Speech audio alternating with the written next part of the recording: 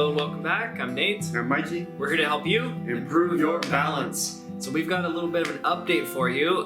There's been a lot of things that's gone on. As you can see, I've had myself a good fall. So I wanted to share the story, what happened, and also something happened to you too. Nate's not the only one. I had a fall myself, and you can't see any injuries, but they put me out for a good period of time, and we've learned a lot from them, and we were humbling ourselves, and we wanted to just share the knowledge that we gain from these, because I think sometimes we do the balance work, we get excited about it, and we get excited about life and doing other things, and sometimes you kind of forget your own lessons. So we're here to share our own missteps with you.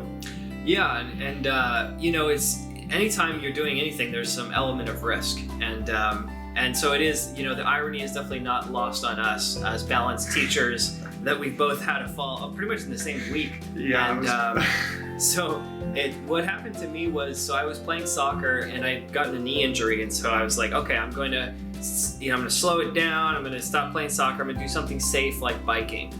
And so I started biking, and if you know me, I'm a little bit of an adrenaline junkie, and there's some bike paths that are hilly and a lot of switchbacks around my place.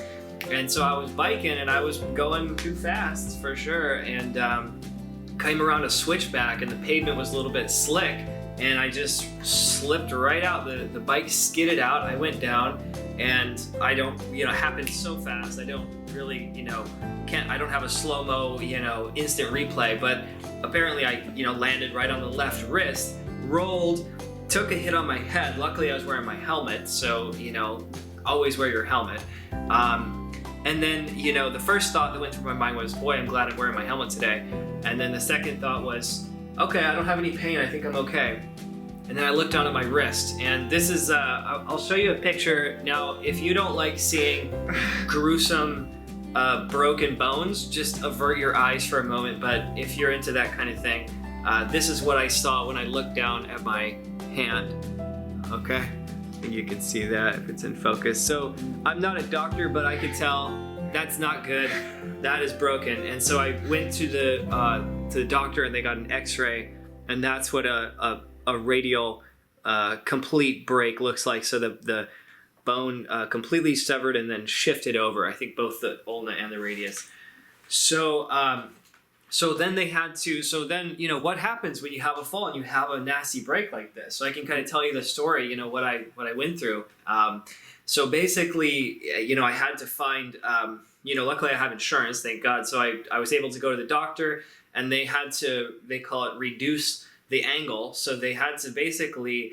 They asked me a million questions, took me in, and they numbed it up, and then they kind of pulled the bone back into place. And it actually wasn't as bad as I thought. I thought it would be really, terrifying and gruesome. And I thought they were going to put me out. They told me they were going to knock me out, but apparently they didn't. So they just numbed it up, reduced it, splinted it, and then gave me some pain medicine and just told me to rest up. And then they said I need surgery to get a plate and some pins, because it's that big of a break. You need something to stabilize it so the bones can grow properly.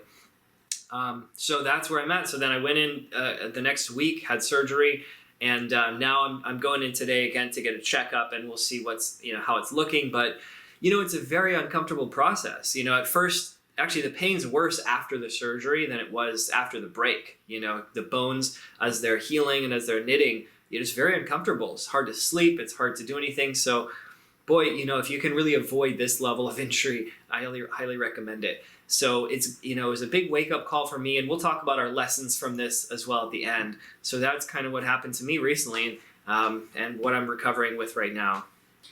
Yeah, and that was, the medical side of it, the ordeal from getting from the bike, and, do you get an ambulance, do you not, who do you call, Yeah. So I think, the lessons from your fall and my fall, which I'll describe in a second, is that having a plan is really important, because, is your phone around? If you are in trouble, who do you call? Are you prepared for this? And mine actually ended up, having a concussion. And so my thinking process, was out of whack. And you had the adrenaline, which was nice, which can help, in some ways. But meanwhile, I was kind of rushing between jobs, and I was going to like switch the laundry and grab the clothes out of the dryer. And, the same thing I do every day. I step, down a stair and reaching, I've got a bundle of clothes and reaching for the dryer, to open that. And there's a loop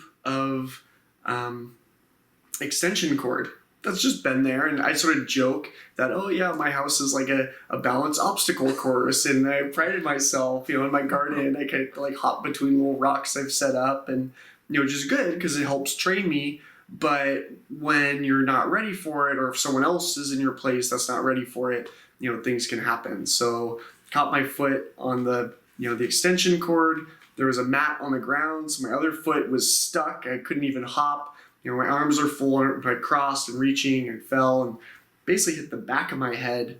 And I was very confused for the first minute or two. I just sort of like laid there and I was trying to process. I knew I was supposed to go to work, and I was feeling like this wasn't going to happen. So trying to figure out what to do next. From concussions, you're, not supposed to just like go lay down, go to sleep. It's easy to get, some internal damage that, can get worse, some sort of bleed. So if you have any sort of clotting condition or blood condition, really being any sort of knock on the head can have deeper impacts, which is common, as we get older or with conditions. And so I just wanted to get into like sort of a neutral, relaxed position. I sat in the chair and I was trying to think of who to contact and what to say, and trying to look at my phone, and the screen on it was just blinding. And I hit the back of my head, so I think it ended up being very like visual. It's where your vision centers are. And I was really dizzy, and just looking at my like phone just burned. I was, I sent my manager a message like, hit my head, dizzy, eyes hurt, and assuming that like, it can't come in and that was going to be okay. So I got that taken care of. But then it was just sort of hours of like, okay, I need to calm down, take care of myself. When you have a head injury and a brain injury, the doctor I saw the next day, confirmed that it's like, you just want to shut down.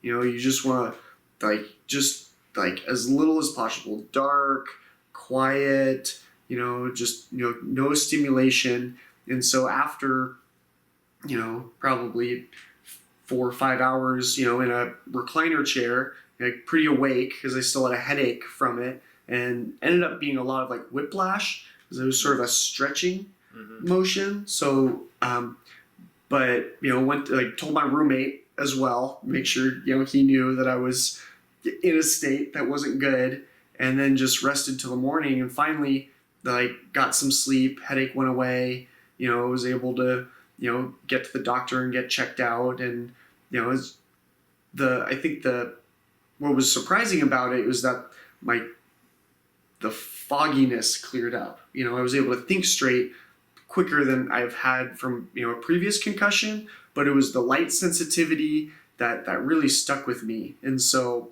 things can have different symptoms, or to different degrees that you might not think are classic, but still indicating a trauma. And then a couple, over the next day or two, just, it felt like I got in a car accident, because you fall, you hit yourself, your whole body tenses up.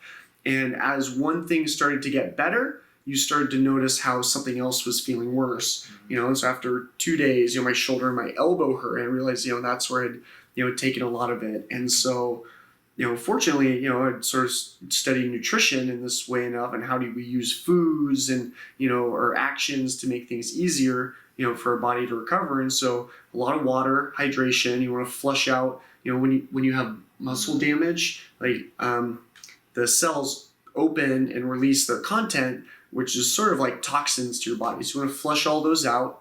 You want to get good things in. So vitamin C, I made sure to get a lot of that. Good, fats, so omega-3 fatty acids. So I found some, some canned mussels at the store. I took my, my little fish oil, and and then, walnuts and seeds and nuts and, green leafy vegetables, just to help the recovery process along a little bit. Because mine for me is most interesting just because of it wasn't one thing. It started, as a head issue, a brain issue, and then it went to like a lot of like a neck issue. And then it was just a whole body achiness just from the trauma of it. So figuring out, and then the bigger lesson, obviously, probably for both of us, is mindfulness. So I know, what we're supposed to do, keeping our house clean, keeping the chores done. We make a checklist, we're checking it twice. And so kind of revisiting that, I think, is a good lesson that maybe people out there that are watching are ready for. We do a lot of these videos. If you want, more exercise, you can go back to those. But we want to kind of work through this process and see if we can do a deep dive into how do we get our minds right to protect our bodies. Yeah, and that's true. Actually, I had the same experience after. So when I had the bike accident, I told the EMTs, that I did. They kept asking, "Did you hit your head?" Because they're very concerned about the neck and the brain and all that as well. And so I said I did, very lightly. It was the very end of my slide, and my head just kind of hit a little bit. And so I had no pain. They gave me a collar anyway, and they actually ended up taking me on an ambulance because they thought that there was nerve problems because my fingers were really cold. Luckily, there was no nerve problems. I could still move all my fingers. But they wanted to support my head, and every doctor checked, how's your neck? Does this hurt? Does that hurt? And nothing really hurt, but until the day or two later, actually, then I did actually feel like my neck and my shoulder was really sore. And sometimes you don't notice until later. So that's why it's so important if you do have a fall, assume that it's worse than it is and get doctors to check you out because they know way more and they can check and they can see things that you may disregard because you can't feel them. You don't feel any pain, but maybe later you'll have that. And that may be, again, a sign. They're actually worried much less about the bones and more about brain bleed, when you have a fall. And when I was getting the splint done in the next, waiting area, and then the next woman who came in, she was getting her arm done, and she was an older woman, and she said, "Yep, had another fall." And it's just, it's just so common. I just saw an article in the New York Times, falls are increasing. And, that's one of the things that we're hoping to help with. But again, the fact is, we don't want you to be afraid, because if you get afraid and you get scared and you get nervous and you just say, okay, I won't do anything, that's actually worse, because then you get weaker and then you get slower and then you get complacent. You're going to have injuries. You're probably going to have a fall. So you want to be as prepared and as clear as you can. Yeah, you want to have your plan ahead of time. You don't want to think, what do I do in the trauma or in the accident? Have a whole plan ahead of time. That's been shown in psychology to help with everything from kids, whether or not kids are going to take drugs. If they already have a plan, what are you going to do if somebody asks you if you want to take this? Or what are you going to do in this situation, that situation? Psychology really proves that having a plan, having something that is going to happen or likely to happen, and you know what to do about it, is really the way to go. And of course, as Mike was saying, the mindfulness. There's two parts. There's the awareness of your space and your breathing and all that, but also just the awareness of that little voice in your head that's telling you, before my, my fall, I remember having a thought like, I wonder if I'm going too fast. Maybe I should slow down. Those little voices come and go so fast. Sometimes we just dismiss them. You were saying also, I probably should have cleaned, this up, we have those thoughts. So what about you? Do you have anything, in the back of your mind that's kind of, tapping on your window and saying, hey, you really ought to take those magazines off the staircase. You really ought to install those grab bars. You've had a close call. Maybe you should really take care of this, that, the other. Really pay attention to that. Mindfulness is about listening to those inner voices, the inner guidance, and taking action, as well as the awareness in the moment.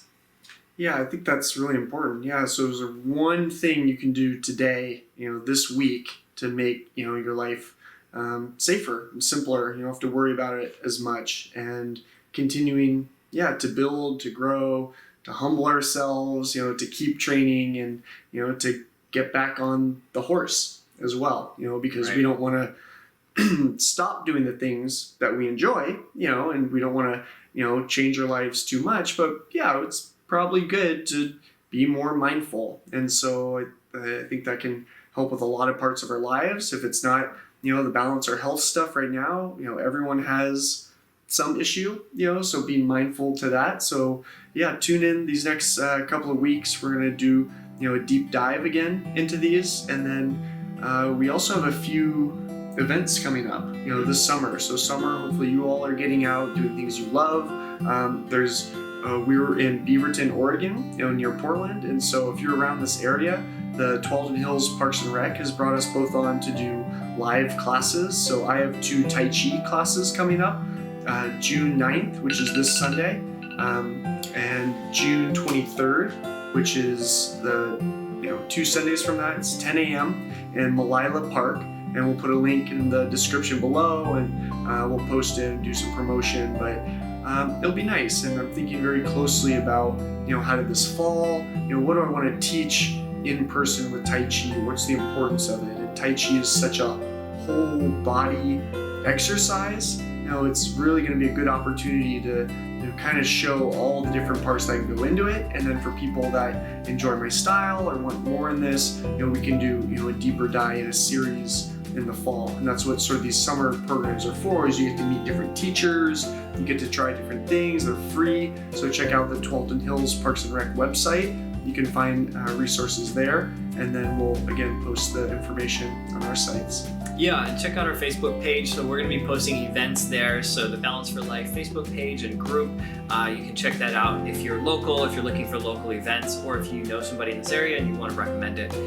We're realizing how important it is. Online is great, but find a community, find a class. You want to have people that you train with, a teacher that you interact with, as well in person. That's really important because we need that connection, that support. It's just easy to kind of say, oh, if it's just me or it's just the screen, it's easy to kind of turn it off or tune it out. But when you show up in person, that's really important. So make sure we can be a supplement to your work, but make sure you find a local class, a teacher as well. And you really want to, surround yourself with people who are also working to improve their lives and their balance. So today we're going to begin, as we said, some more mindfulness practices. So hopefully you'll be able to tune into those and continue to work on your balance, continue to stay safe out there. So thanks so much for watching. I'm Nate. I'm Mikey. And until next time, stay balanced, my friend.